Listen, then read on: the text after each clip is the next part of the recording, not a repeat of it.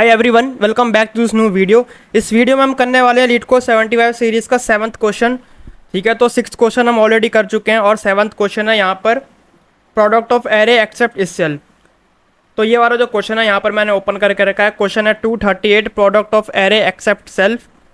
ठीक है, क्वेश्चन है मीडियम लेवल का और क्वेश्चन में ये कह रहा है कि given an integer array nums return an array answer such that answer of i, यानी कि जो आंसर में जो एलिमेंट्स होंगे वो क्या होंगे, is equal to the product of all elements of nums except nums of i. ठीक है, यानी कि ये जो नम्स दे रखा है ना, इसमें जिस जिस भी मैं एलिमेंट की बात करूँ उसको छोड़ के बाकी के जो एलिमेंट्स बचेंगे उनका प्रोडक्ट मेरे को यहाँ पर डाल देना है। The product of any prefix और suffix of nums is guaranteed to fit in a 32 bit integer. You must write an algorithm that runs in O of n, यानी लीनियर टाइम कॉम्प्लेक्सिटी में without using the division operation. ठीक है, तो यहाँ पर देखो जैसे इनपुट में मेरे को दे रखा है 1 2 3 4 और आउटपुट आ रहा है मेरा 24 12 8 6। तो ये कैसे आ रहा है कि जैसे मेरे को एक चीज़ तो समझ में आ रही है कि जो मेरा आउटपुट, जो मेरा आंसर आएगा उसका जो साइज़ होगा ना वो सेम होगा जितना मेरा इनपुट में नम्स का साइज़ है ना। यानी अगर इसमें 4 एलिमेंट है तो यहाँ पे भी 4 ही आएंगे। और देखो जैसे 0th इंडेक्स पर यहाँ पे 1 है, तो इस 1 को छोड़कर बाकी के जो एलिमेंट्स बचे 2 3 4 उनका मल्टीपल मुझे रिटर्न करवाना है जो मेरे आंसर का 0th इंडेक्स होगा वहाँ पर। तो 2 3 4 का जो प्रोडक्ट आता है वो आता है मेरा 24, तो 24 आ गया मेरा 0th इंडेक्स पे। सिमिलरली जो इसका फर्स्ट इंडेक्स है वहाँ पर आ रहा है 2, तो इनको छोड़ के जो बचे एलिमेंट है वो है 1 3 4, तो इनका जो प्रोडक्ट आ रहा है वो आता है मेरा 12, तो देखो यहाँ पर आ गया 12। सिमिलरली 3 को छोड़ के बाकी के जो बचे वो है 8, तो यहाँ पर आ गया 8।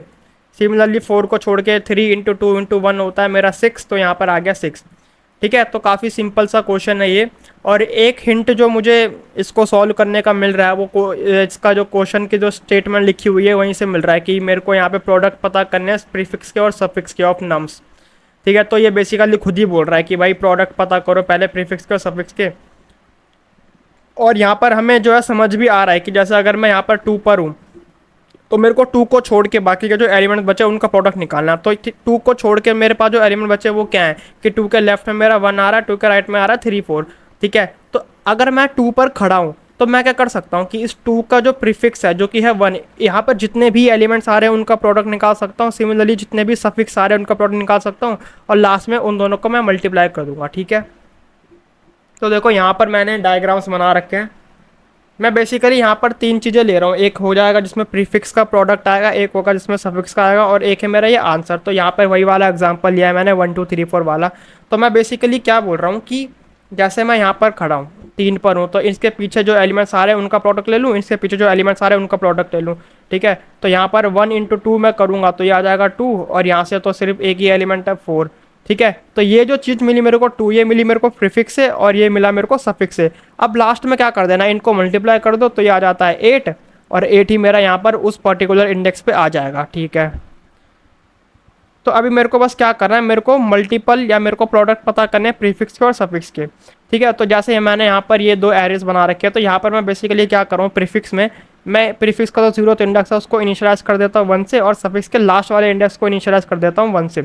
अब मैं 1 से क्यों इनिशियलाइज कर रहा हूँ, क्योंकि जब मेरे को प्रीफिक्स सम निकालना होता है ना तो उसमें मैं इनिशियलाइजेशन करता हूँ 0 से, बट यहाँ पर मेरे को निकालना है प्रोडक्ट। तो प्रोडक्ट के लिए मेरे को इनिशियलाइजेशन करना पड़ेगा 1 से। 1 से क्यों करना पड़ेगा, क्योंकि 1 से अगर मैं किसी भी एलिमेंट को मल्टीप्लाई करता हूँ तो वो सेम एलिमेंट आता है। अब देखो यहाँ पे 1 पे क्या आएगा, 1 × 1। ठीक है, तो ये आगे आ जाएगा मेरा 1। ठीक है, सिमिलरली 1 × 2 आ जाएगा मेरा 2 एंड ये हो जाएगा मेरा 3 × 2 = 6। ठीक है, मैं सिंपली क्या कर रहा हूँ, इसको इससे मल्टीप्लाई करा, इसको इससे मल्टीप्लाई करा, सॉरी यहाँ पर ऐसे आएगा ये, इससे इसको मल्टीप्लाई करा तो ये वाला आ गया। ठीक है, देन इसको इससे मल्टीप्लाई करा तो ये वाला आ गया। ठीक है, इसको इससे मल्टीप्लाई करा तो ये वाला आ गया। ठीक है, अब मेरे को सफिक्स के लिए जाना पीछे से, तो मैं क्या करूँगा, इसको इससे मल्टीप्लाई करूँगा तो यहाँ पे आ जाएगा 4। ठीक है, तो यहाँ पे आ गया मेरा 4। देन इस 4 को मल्टीप्लाई करूँगा इससे तो यहाँ पे आ जाएगा मेरा 12। ठीक है, तो यहाँ पे आ गया मेरा 12 और लास्ट में आ जाएगा मेरा 24। ठीक है, अब सिंपली क्या करना है यार, मेरे को पता चल गए कि यहाँ पर जो एलिमेंट है उसके इधर वाला जो जितने एलिमेंट्स आ रहे हैं उनका क्या प्रोडक्ट है और इधर जितने एलिमेंट्स आ रहे हैं उनका क्या प्रोडक्ट है। उससे सिंपली इन दोनों को मल्टीप्लाई करते हुए चलो, इसको इससे करा तो ये आ गया 24। ठीक है, इसको इससे करा तो ये आ गया 12, इसको इससे करा तो ये आ गया 8, एंड देन लास्ट में आ गया मेरा 6। तो क्या ये मेरा सेम ही आंसर आया है?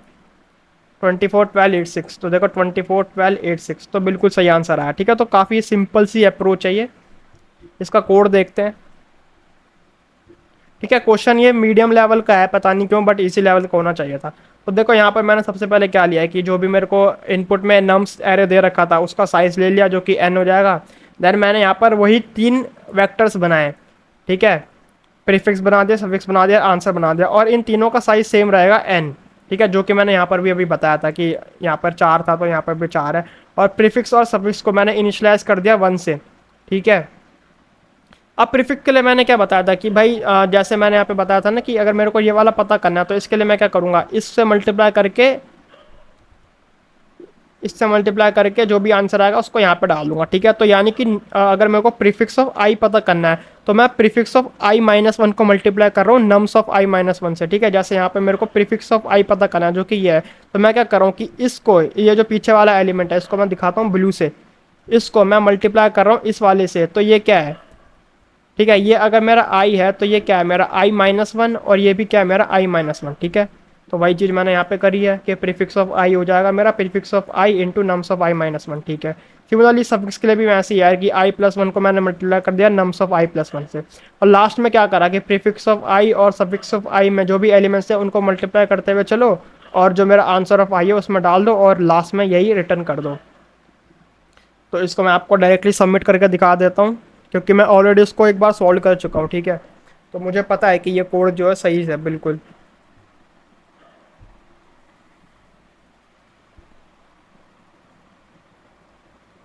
तो ये बहुत ज़्यादा टाइम लगा रहा है सबमिट होने में। और देखो यहाँ पर जो इसकी टाइम कॉम्प्लेक्सिटी आएगी वो O ऑफ n है, और स्पेस कॉम्प्लेक्सिटी भी इसकी O ऑफ n है, क्योंकि मैं यहाँ पर ये इन तीनों का यूज़ कर रहा हूँ। और क्वेश्चन में भी ये लिखा था कि हमें ऐसे एल्गोरिथम लिखने हैं जो कि O ऑफ n में चले। तो यहाँ पर ये हमने बिल्कुल सही कोड लिखा है। तो देखो ये सबमिट हो गया है।